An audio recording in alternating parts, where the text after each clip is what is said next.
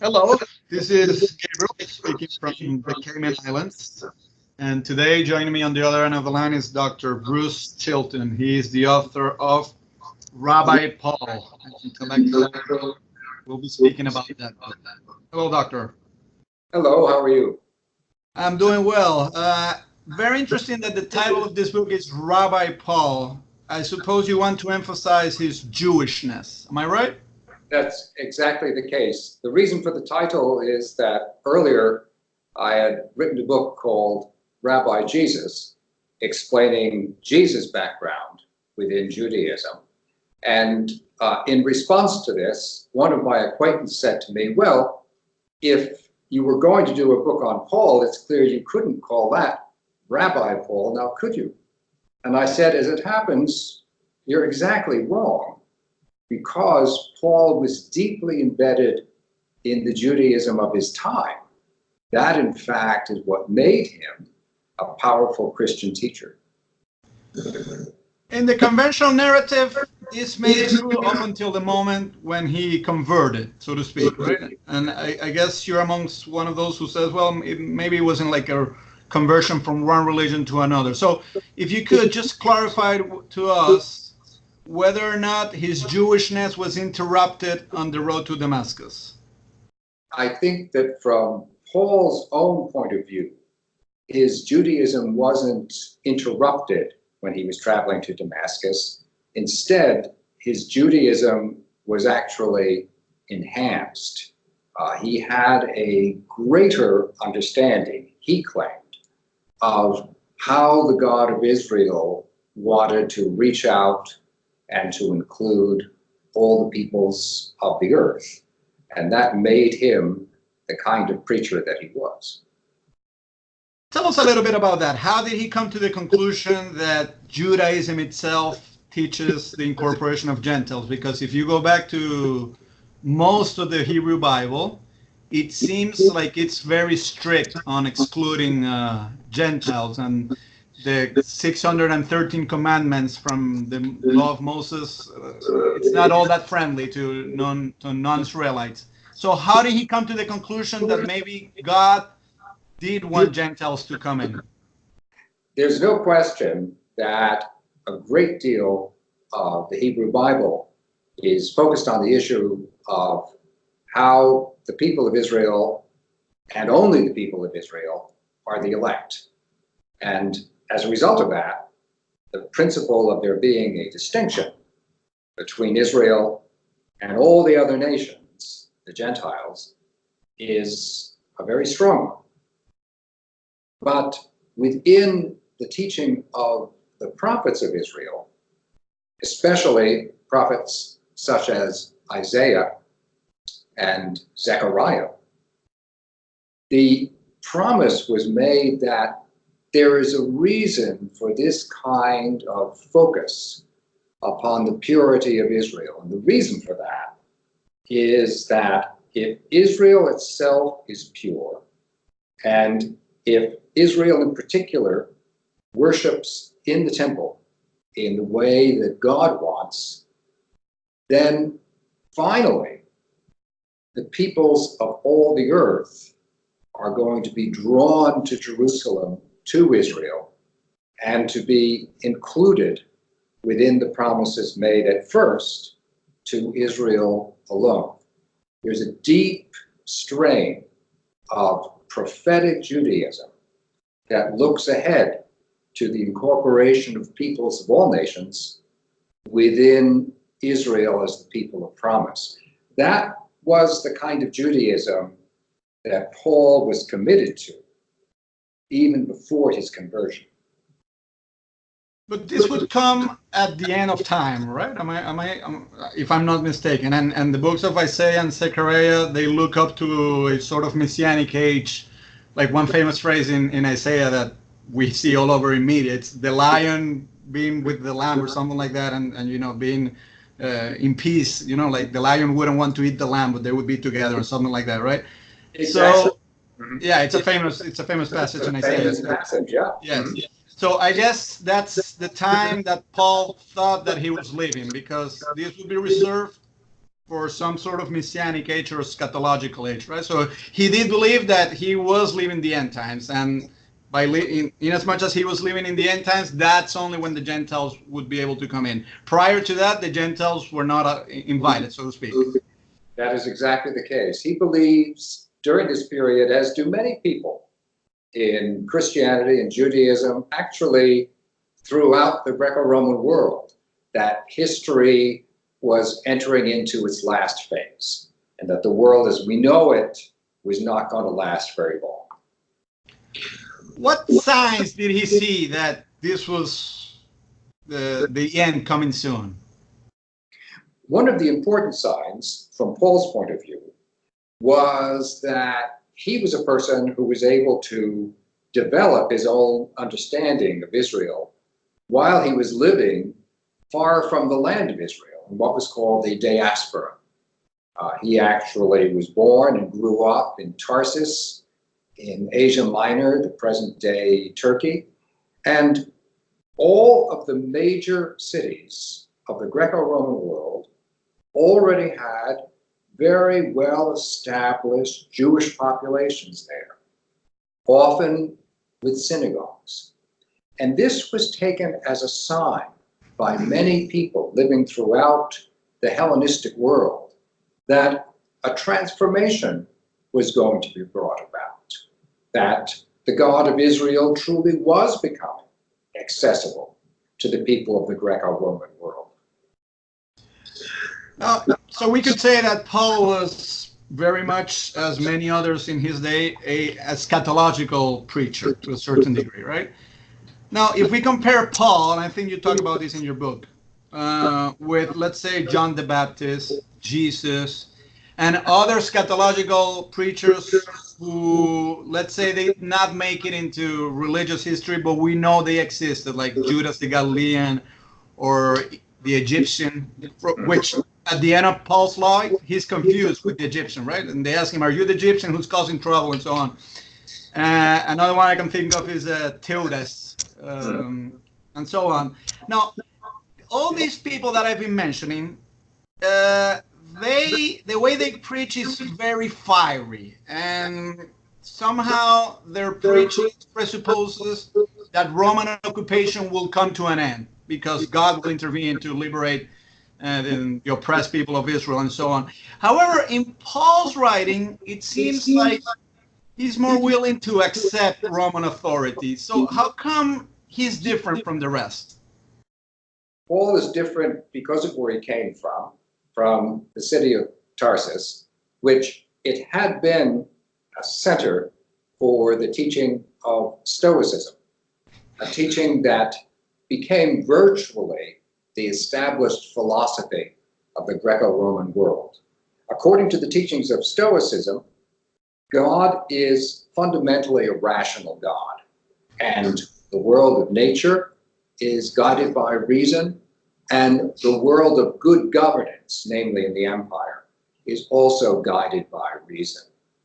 From Paul's point of view, this philosophy was actually consistent with Judaism, so that he was not looking to overthrow the Roman Empire. He saw the Roman Empire as an instrument which could actually bring people closer to the God of Israel. He wasn't at all like those who were living under the occupation of the Romans in what had been the land of Israel. Instead, Paul was a person who grew up with a considerable degree of privilege. He was a citizen of the Roman Empire, unlike Jesus and John the Baptist and the Egyptian and Theudas and Hezekiah.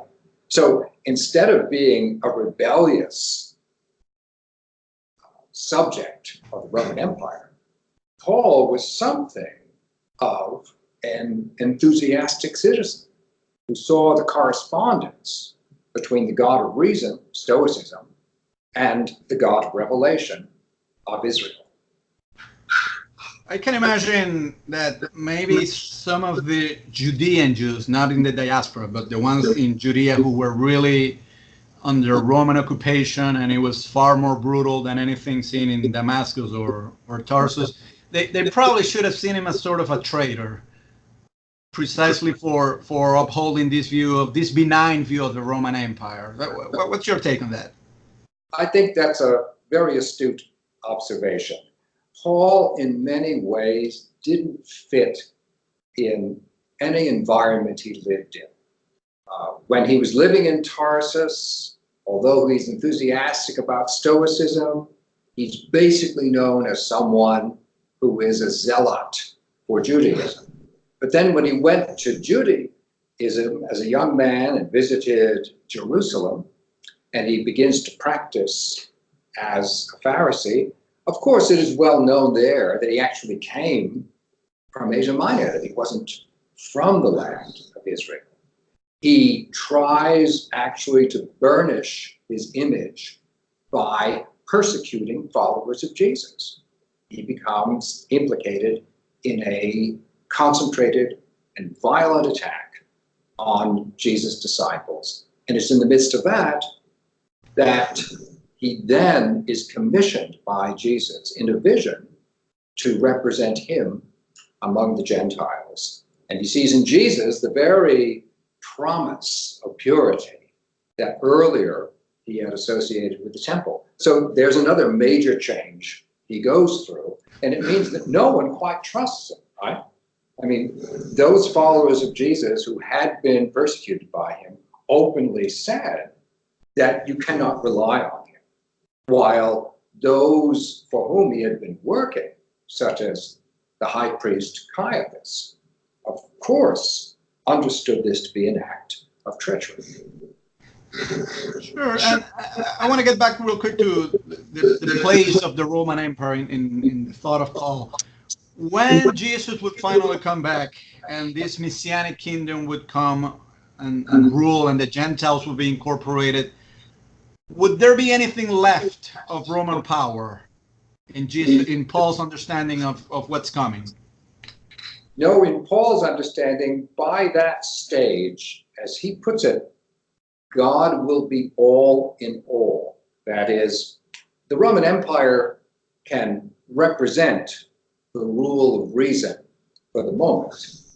But of course, the Roman Empire is not entirely reasonable. I mean, Paul knew better than anyone else that Roman emperors could be cruel and arbitrary. So while they may be better than any alternative, the Roman rulers are there really to stand for true reason.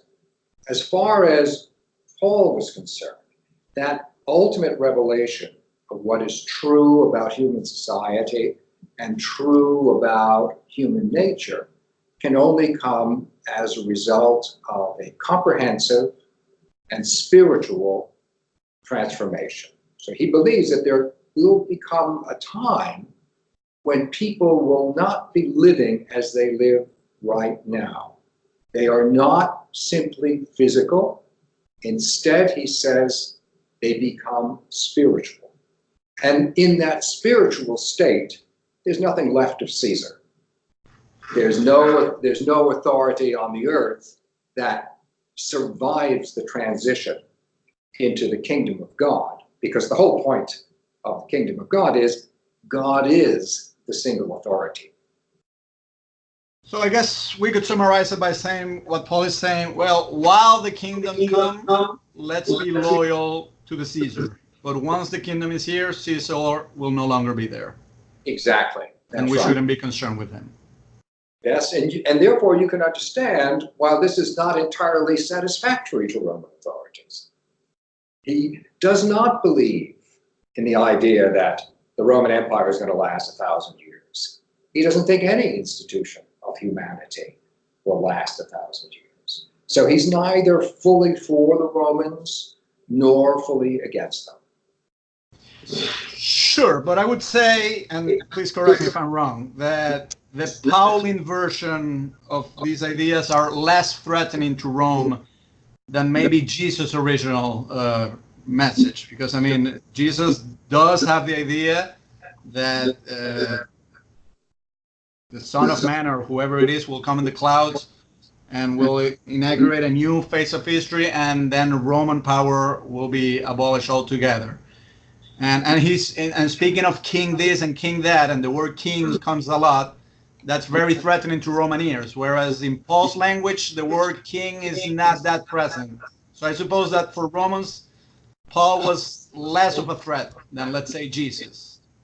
I think that's exactly the case. He is, in this regard, diplomatic in his use of language. So, although he does refer to the idea of the kingdom of God, you're entirely right that, comparatively speaking, yeah, of course, he refers to that less than Jesus does.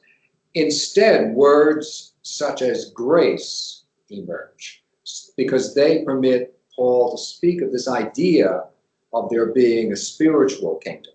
Also, Paul does not say what Jesus does, render to Caesar what is Caesar's and render to God what is God's, because when Jesus said that, he's making a clear distinction between the loyalty you owe to God and the loyalty you might give to Caesar. Paul attempts not to be so clearly demarcated between the kingdom that is coming and the kingdom that is present. All right. Let's get back to the title of your book, which is Rabbi Paul. And please clarify to us, if possible, and I know this is hard to summarize, but what are the views of Paul regarding the law? Because anybody who approaches this for the first time will be extremely confused in reading some passages where he says the law is in effect and I will obey it. And then he can jump to other passages and say the law is not in effect and you should not obey it. So what exactly does he have in mind regarding the law? Yeah, this is an excellent question, and it is without any doubt difficult to understand it, especially, for example, if you compare what Paul says when he writes his letter to the Galatians and then what he says when he writes his letter to the Romans. They are only 4 years apart, and yet in the one, in Galatians, he refers to law being added on because of sin, so that its origin is basically not noble. And in Romans, he says the law is holy, just, and good. So let's try to figure out why you have this ambivalent attitude expressed by Paul. It has to do with how he came to his own experience of this fundamental prophecy I referred to earlier, that God had a passion to include all the nations of the earth within his salvation. If God is doing that, the issue arises, then what is the Torah, what is the law for? Since, as you said near the beginning of our conversation, the Torah has a great deal within it which speaks of the separation between Israel and the nations. As a result of that, Paul developed an understanding according to which the purpose of the law is not an end in itself. It has a particular point in time in mind. And that point of time is when Israel and the nations will come together in this eschatological unity that we spoke of earlier on.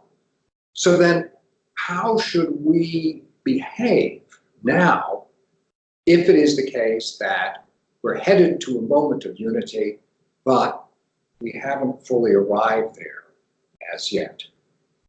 This means that from Paul's point of view, if your heritage is of Israel, if you have already been part of the covenant of circumcision, and you practice in the usual way as someone who is faithful to Judaism, you would naturally continue doing that, because the function of this whole Torah has been to point ahead to the promise.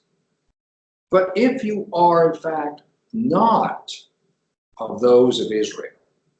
If, let's say, your background is in Corinth as someone who has grown up within classical religion, you have not had any particular contact with Judaism, and then you come to baptism, then according to Paul, it would really be totally arbitrary and counterproductive to ask you to start keeping all the laws of Judaism. And as a result, he can become extremely upset with people who try to impose Judaism on Gentiles. Because as he sees it, what you do by that kind of operation is undermine the whole point of the promise. The Torah is there to point forward. It should always be maintained in that way by those who practice the Torah. But it should not be imposed as a burden on people who have never belonged to that people. This is So basically, if you're a Jew, keep being a Jew. If you're a Gentile, keep being a Gentile. That's exactly the case. And crucially for Paul, and both of them in baptism become children of Abraham. The reason for that is the end of Abraham is the promise rather than the law, which is only there to point ahead to the promise. But once the kingdom comes and Jesus returns and so on, will the law still be in effect for Jews? Under those circumstances, where you're dealing with this completely new spiritual existence, then the fact of people being spiritual means that they will put into effect whatever of the law is true to the rule of love. In other words, it would not be a matter of following the law because of the presence of spirit within a person. What is true and virtuous is a matter of reflex. So in the New Age, like sacrifice and circumcision and all that, none of that would be needed because we're living a spiritual life, so to speak. Exactly. Once you are living, literally, he calls it a spiritual body. If once one's body is spiritual, then there's no longer an issue of trying to make that conform to some standard. One basically is the standard, embodied as a matter of reality. You keep using the word spirit, and this has also lent itself to some confusion. What does Paul exactly mean by that? Does he mean, as in the resurrection, a body that's improved, which seems to be what he implies in 1 Corinthians? Or does he mean some sort of ethereal substance apart from the body, which would be more like the Gnostic interpretation of Paul, which has nothing to do with matter, so to speak? And as far as I know, later on in the 2nd century, when Marcion embraced some of these Pauline ideas, that's the direction that he took Paul's thinking. But I wonder who the original Paul was, what he originally believed. Did he believe in spirit as improved matter, or did he believe in spirit as something separate from matter? And in this kingdom that is coming, will we be able to touch each other and so on, or will we not?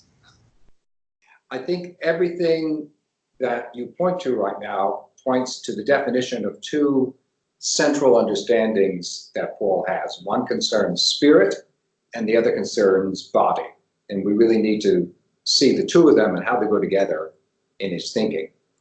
From the point of view of spirit, spirit for Paul is not the same thing that it is among certain Greco-Roman thinkers. He doesn't think of spirit as simply being some sort of separate medium, as it were, parallel to the physical.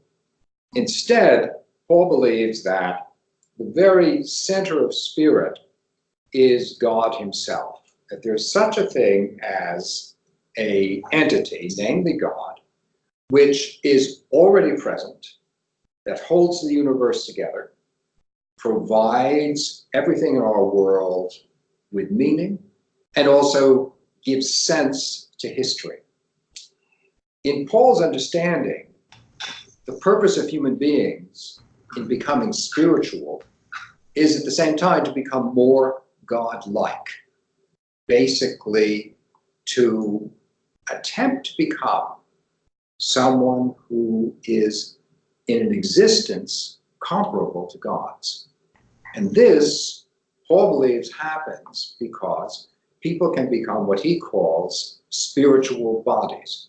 And by that he means that the full personality of a person, such as you might know someone presently in the flesh, can in fact be developed on the basis of spirit. Then you're dealing with a God-like entity. But you would be able to touch that person and so on. Yes, because he is very clear that he's talking about a body. And when he speaks the language of body, what he means is it has self-awareness and it can be perceived by others. Very well. Let me talk a little bit about his conflict with James. And you talk a lot about this in your book, Rabbi Paul. Now, if these ideas were so clear and the way you're presenting them, they seem very clear to me, right? And he's basically saying, well, the time has come when the Gentiles can be incorporated because this has already been prophesied in Isaiah and Zechariah. And this means that Jews, they will still follow the law, but Gentiles, they do not have to follow the law and so on. And it's all very, very clear to me what you're saying. Why was it not clear to James, Peter, and the Jerusalem community? I think in the end, because Paul was very much in a minority. There's a reason that I called the book an intellectual biography, in the sense not only that I'm looking at Paul's ideas, but also because Paul himself functioned as an intellectual.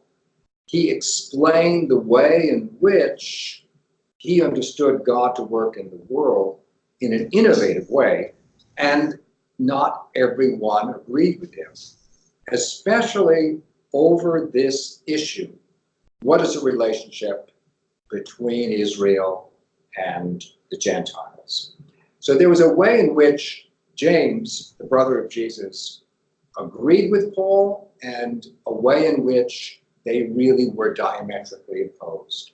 And it has to do with this crucial issue of what you believe the function of the Torah is within the whole experience of salvation.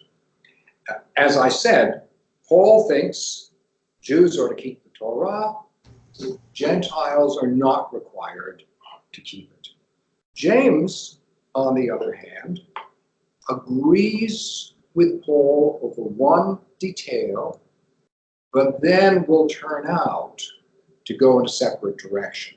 Now, that one detail is very important, but it's still a detail. The detail is circumcision. Let's say that we are people living in the city of Antioch, where the followers of Jesus were, for the first time in history, called Christians. Why do people in Antioch call them Christians? Why do they make up this name? And the answer is because they saw that there were people who were not themselves Jews, had never followed Judaism, who nonetheless were baptized and became disciples of Jesus. So they start to call them Christians, which is a way of referring to someone as if that person were a member of some political party or another. Now, there were people who thought, and they're identified in the book of Acts as Pharisees, who believed in Jesus, there were some who did, who held that if you converted to Christianity and you were baptized, you should also accept the covenant of circumcision.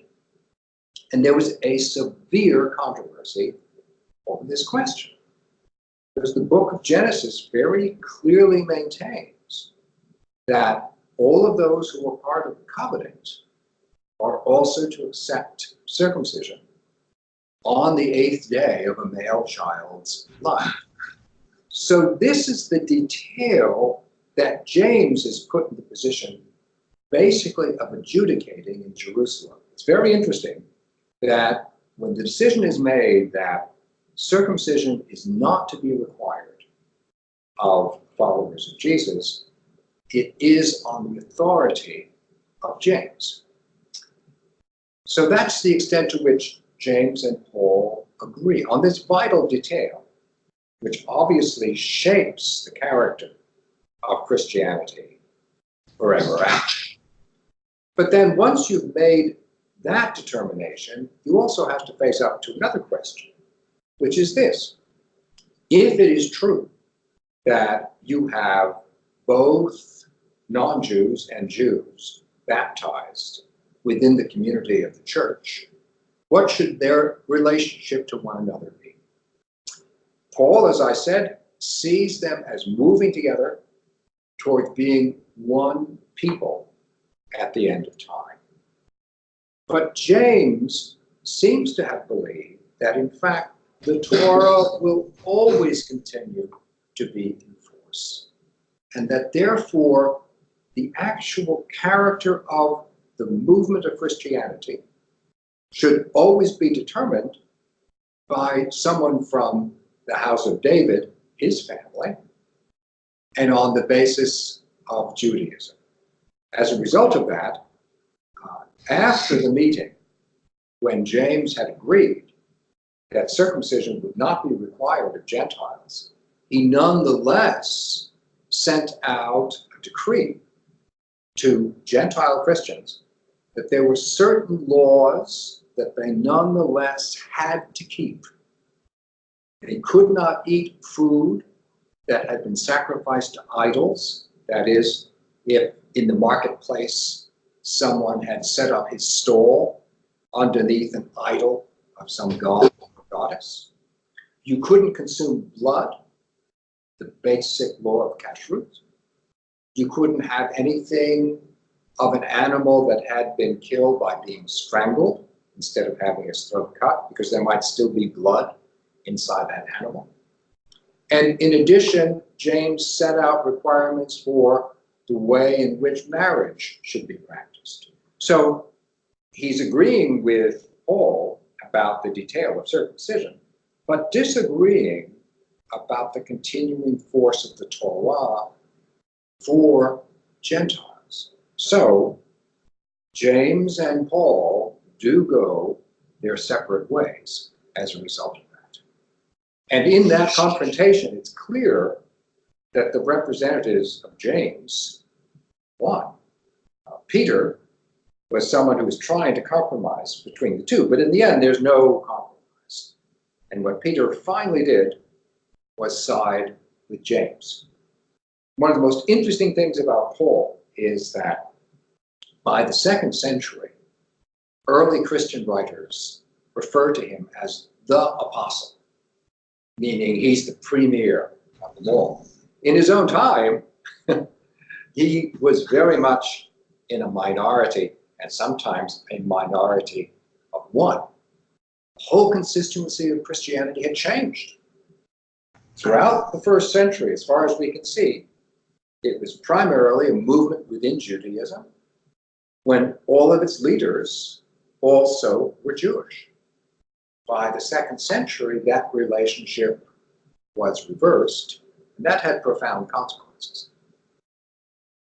Of course, and in your book, you dedicate a whole chapter to the whole incident in Antioch, immediately after this council in Jerusalem. Now, interestingly enough, the book of Acts does not tell anything about that particular incident, but we can rely on Galatians to narrate that particular incident, which I think it's monumentous in order to understand this whole history. Because as you tell in the book, Peter was eating with Gentiles, and then James' delegates show up, and all of a sudden he feels embarrassed of eating with Gentiles, and he goes and he separates from them and say, okay, I'll go back to the Jews again, right? And Paul feels, he's very upset over this. He sees this as hypocrisy. Now, Galatians doesn't say as far as I know, but we can go to the text. But as far as I remember, what's fresh in my mind, Galatians doesn't say that those Gentiles were breaking the decree from James that they had to eat meat not from idols or not from blood. I mean, none of those rules were broken, right? But they were still Gentiles. So why would James be sending delegates if these Gentiles were still keeping his rule, his original rule that derived from the Council of Jerusalem? I think the reason for this is that we have to deal with a delay in time between James' agreement with Paul and Peter and Barnabas, the agreement that we're not going to require circumcision. This was the primary purpose of one meeting that took place within Jerusalem. But at a later stage, there was a meeting in Jerusalem where James insisted that these particular observations of the Torah also had to be required of Gentiles.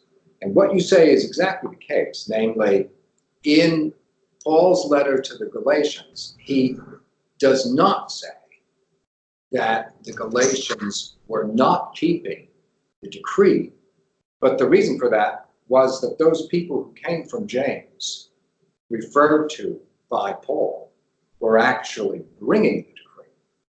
They're the ones who were saying, you need to do this. And therefore, until you do this, until you maintain this decree, we are going to have separate eating congregations of Gentiles and Israelites. That's the reason for which Paul feels this as a betrayal. For him, here you had common mealtime Eucharistic celebration where you had, as it were, a forecast of what was going to happen worldwide, the meeting together of Israelites and Gentiles. And here, the effect of the decree of James was to divide up these two congregations.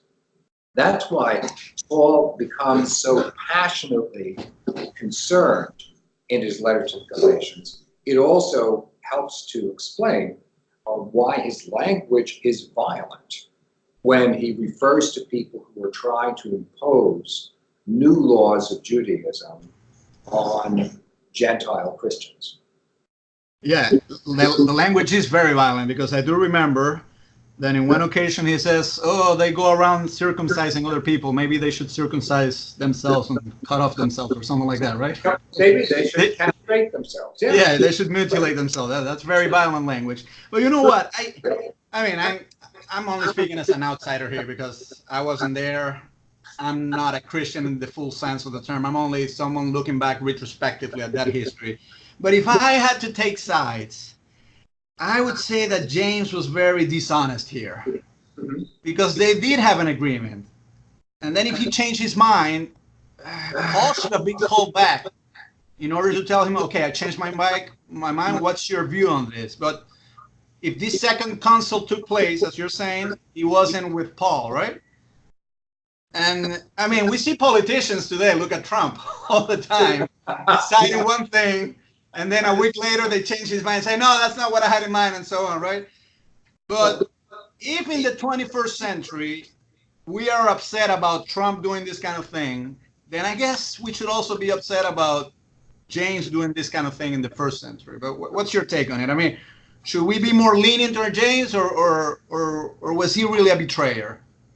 I think that both James and Paul did not say everything they should have said at this major meeting about circumcision, because each of them had certain understandings of what, of course, must be the case.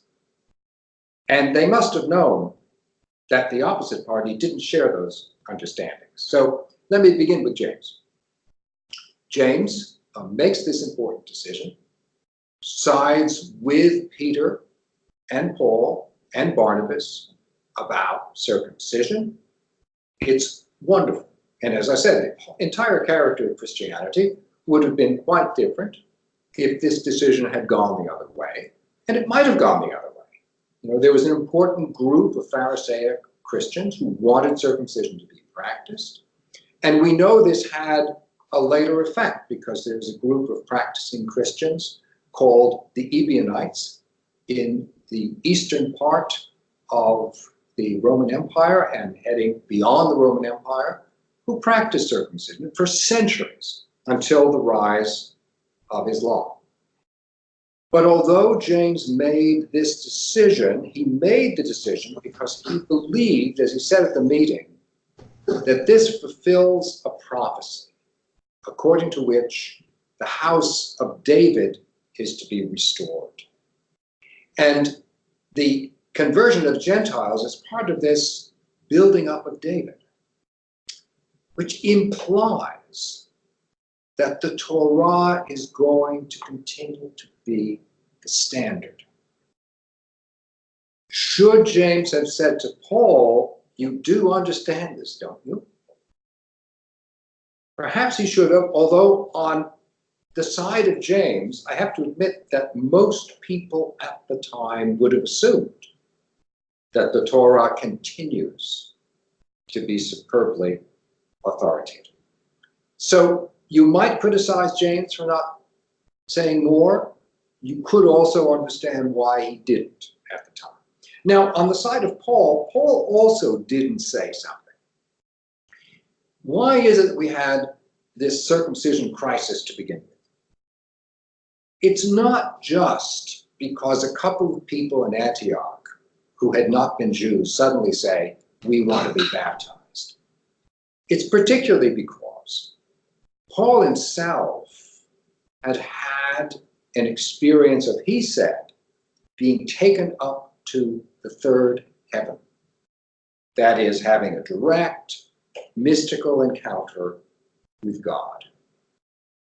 And that encounter was one where Paul became convinced that all of the promises of Israel, in fact, belong to human beings, not only to Israelites.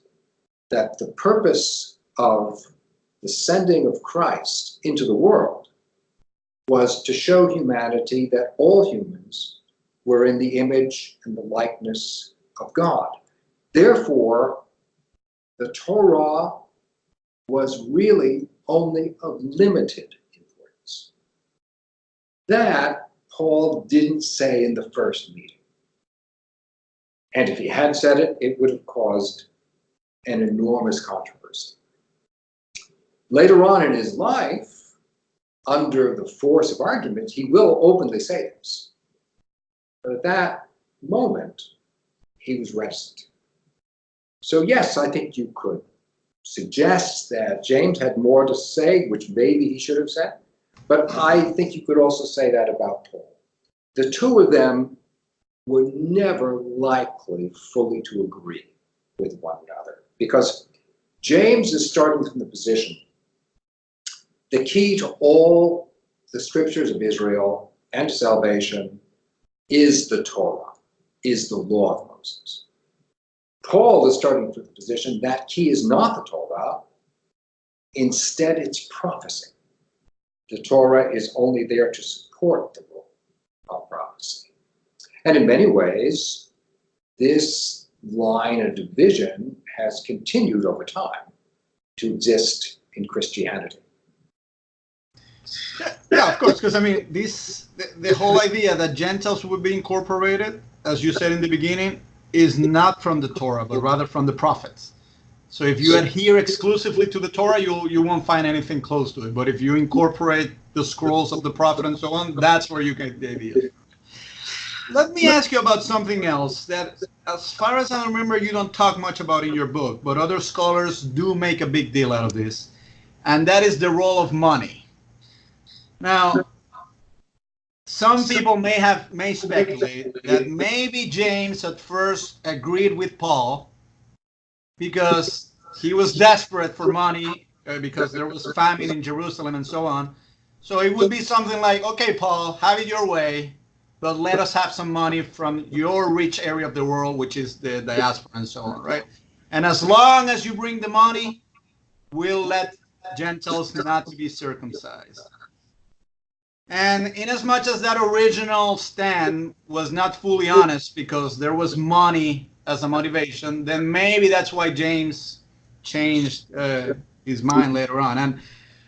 And some scholars, for instance, I know Ger Ludeman, I don't know if you're familiar with him, he calls it like a bribe or something like that, right? Like, so that Paul, in effect, he was making a contribution in order to have his way. And then I guess at first James played with it, but maybe he had a stroke of conscience and he says, no, eventually I don't want that bribe because things have changed. So tell us about the role of money and if Ludemans and other scholars, they have it right or not. Money is, of course, important, especially when you need it to live. And one of the features of the early community in Jerusalem that James headed up was that they required support from those living outside of Jerusalem. James and the followers of Jesus who were in Jerusalem did not have any useful trade from which they could live. Even more important, they regularly engaged in the practice of sacrifice in the temple. And James became known over time, not only among followers of Jesus, but among the entire population of Jerusalem as someone who practiced the vow of what was called a Nazirite. That is, someone who would engage in a withdrawal from anything impure from an agreed period of time, usually around about 1 month. During that time, would not have any alcohol or strong drink, would observe the laws of purity, and would also not shave or cut the hair. And at the end of that period, the person who was a Nazirite was understood as in a position, as it were, to offer himself or herself, there were also women Nazirites, to God.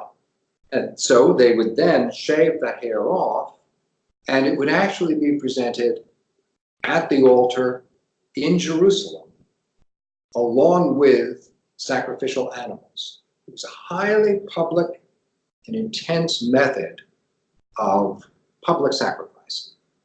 And as a consequence, it was well known within the first century, not only among Christians. For example, members of the Herodian family sometimes paid for people because the Nazirite vow was very expensive with the offering of these animals. So if the community in Jerusalem, centered on James, was going to continue, it had to do so on the understanding that they would have support from outside. They were in need of money. That didn't make them greedy. That made them realistic. In the case of Paul, he, as he says also in Galatians, had an active desire to support this life of the community in Jerusalem. Because for Paul, this was a way of showing how the prophecy of the unity of all people was going to work.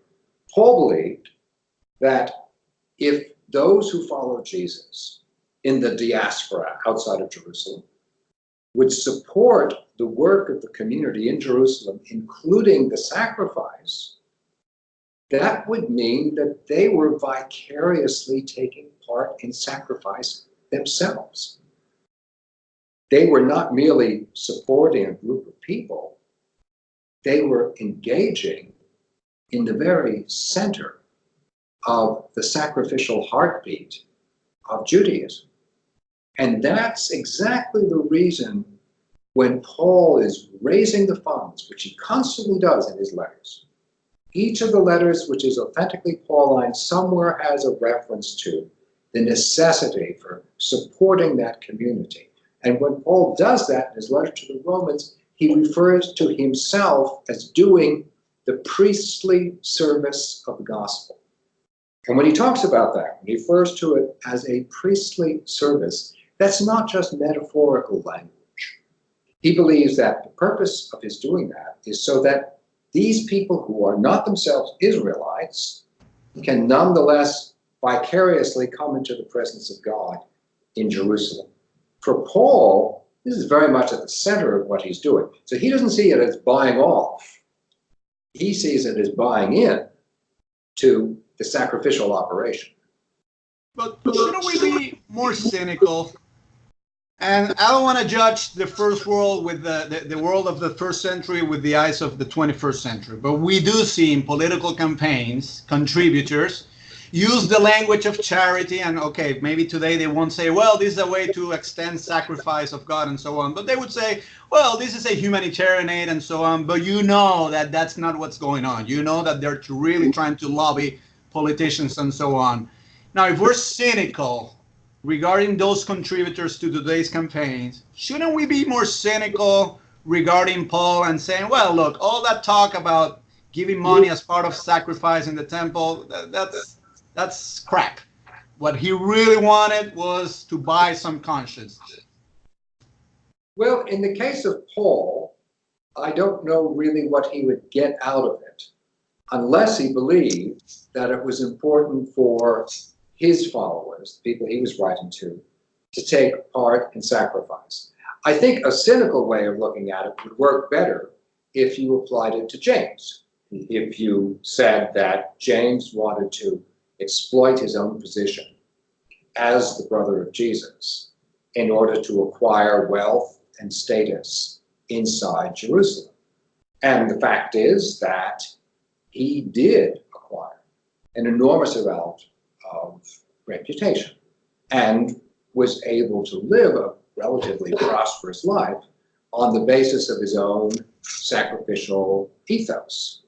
But ultimately, he also died for what he did, because his insistence upon practicing this sacrifice ultimately brought him into conflict with another high priest, and therefore he was killed. So if you thought that he was corrupt, you would also have to think he was stupid in not understanding where his own interests lay. Yes, and I would also add something and take it from there to answer this question. I wouldn't be so cynical about James, because it seems, and I think you talk about this in your book as well, that he ultimately did not take the contribution that Paul provided. That's what it seems. And because how else can you explain Paul's arrest, which is very strange? I mean, there is something in Acts that doesn't make sense, right? I mean, all of a sudden he's arrested for apparently bringing Gentiles into the temple, but I mean, he never did such a thing according to his letters. And it seems like a sort of a setup or something like that. Now, I wouldn't say that James explicitly tried to get Paul into a trap or something like that. But if you want to be a little bit more suspicious, you would say that he, first of all, rejected the contribution and he wanted to know nothing of Paul. So he left him on his own. What do you think happened there? How do you think Paul came to be arrested? It's very strange. How do you fill the gap? It looks like a strange scene in Acts, and this is an element that you referred to earlier on, and I want to endorse just what you say, namely that Acts is so concerned with presenting a unified front for Christianity that it very often skips over important disagreements, which is why it's very fortunate that we have the letters of Paul that tell us much more about the background, as well as other early Christian literature. And so here too, I think we can use Acts, but also enhance what it says by an understanding of what the background disagreements were. So let's go back to this monetary arrangement. It is basically that the communities that Paul is writing to use Paul in order to make contributions to the community in Jerusalem. Therefore, from the perspective of Paul, the Israelites and the Gentiles are joined together in the acts of sacrifice. This is a priestly service. Over the course of time, however, James and Paul have their disagreements over whether the Torah, apart from circumcision, still impinges on the Gentiles. And that is a profound disagreement. There's no question about that. By the time James and Paul meet one another last time in Jerusalem, it is not as people who are in full agreement. It's as people who once agreed about circumcision and now have come to different conclusions. Nonetheless, each side has kept its bargain. James is not requiring circumcision. It's often said that James did. That's just wrong. He doesn't require circumcision. And Paul is not stopped collecting for what he calls the poor in Jerusalem. He uses the term poor to refer to them because the idea is that a poor person is a humble person. It's as in the book of Psalms. So the last time he goes to Jerusalem, he meets with James, and James has got a reservation about Paul because of what people have been saying about him, namely that he's been insisting that the Torah doesn't have to be kept even to Jews. And we know that's not true. We can see from his own letters that isn't true. But people said it about Paul. And James perhaps believed it. Whether or not he believed it, James also knew that he and Paul certainly disagreed about this extra decree that James had put out. For example, about the food sacrificed to idols. As far as Paul is concerned, idols don't exist. They're fantasies. And therefore, who cares if someone sacrificed your hamburger to Adonis? Eat it anyway. This is not at all the position of James, but it is of Paul. And so I think James comes to a diplomatic conclusion in saying to Paul, go into the temple with people whom I have prepared for the Nazirite vow. They're ready to go. Ordinarily, they would have been sponsored by me when they went in for their sacrifices of animals, which are very onerous. But on this occasion, you will take that over because Paul has actually brought these funds along with him. It should be a way in which Paul can demonstrate that he continues to be a faithful practitioner of Judaism and put to rest the false rumors against him. And at the same time, it doesn't force James to say, I agree with Paul about the other matters. For example, the food sacrifice of idols, and it doesn't force Paul to agree with James. Paul goes in. The one difficulty is that this rumor against Paul in the temple was stronger, much stronger than James or Paul understood. Something about the geography of the temple has to be understood here in order to enable us to understand just what went on.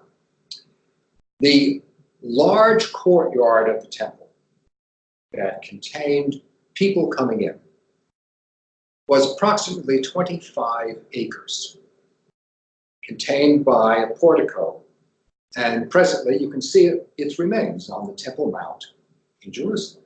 It's a vast area.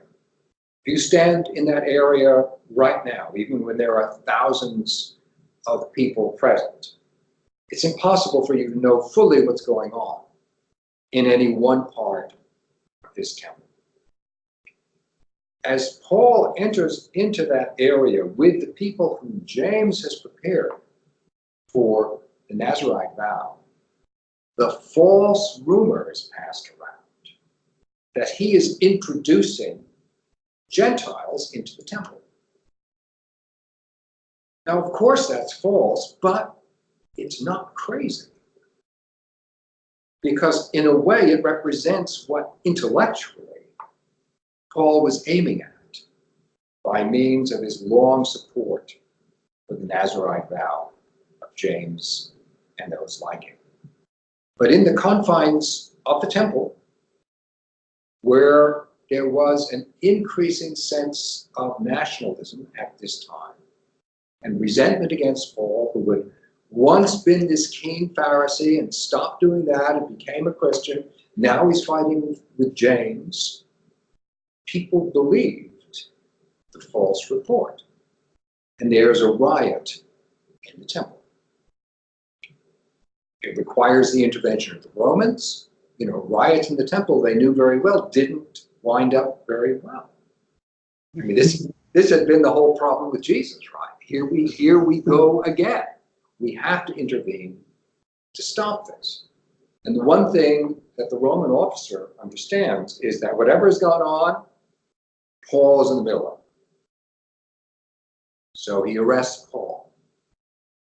Ultimately, Paul has to rely on his status as a Roman citizen in order to avoid any kind of quick, rough justice. Well, that involves a very, very long legal proceeding. And that effectively ends Paul's career, because once he's in custody, he can no longer move around. And he's also in a position where he can no longer raise money for the Nazirite vow. Everyone knows he's been arrested. So there's a sense in which the end of his career is an awful failure.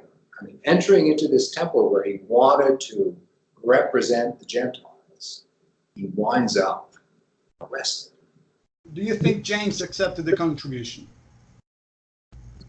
I think he did accept the contribution in the sense that Paul did take the expense of these Nazirites whom James had prepared. That's accepting a contribution. Okay, but it didn't go beyond that, like providing funds for the poor of Jerusalem, beyond these Nazirites. Oh, I understand.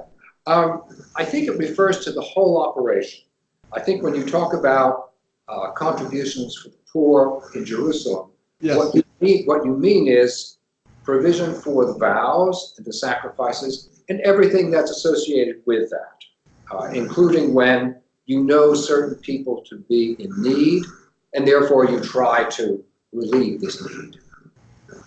So if James was eventually happy with the way Paul provided the money for the Nazirite vows and so on, why didn't he do more to rescue Paul? And it seemed that he had some power to do it. I mean, he was not an authority by himself, but he did have some prominence by that time.